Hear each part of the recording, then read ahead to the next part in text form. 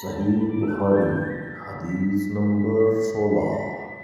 ایمان کی مٹھاس کے بیان میں ہمیں محمد بن مسنہ نے یہ حدیث بیان کی، ان کو عبدالوہاب ثقفی نے، ان کو ایوب نے، وہ ابو قلابہ سے روایت کرتے ہیں، وہ انس رضی اللہ تعالیٰ عنہ سے ناقل ہیں، وہ نبی کریم صلی اللہ علیہ وآلہ وسلم سے، آپ صلی اللہ علیہ وآلہ وسلم نے فرمایا، 3 خصلتیں ایسی ہیں کہ جس میں یہ پیدا ہو جائیں اس نے ایمان کی مٹھاس کو پا لیا۔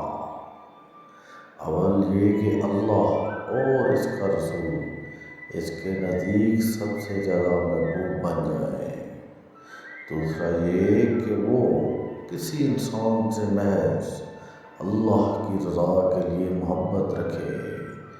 تیسرے یہ کہ وہ کفر میں واپس لوٹنے کا ایسا برا جانے جیسا کہ آگ میں ڈالے جانے کو برا جانا جاتا ہے۔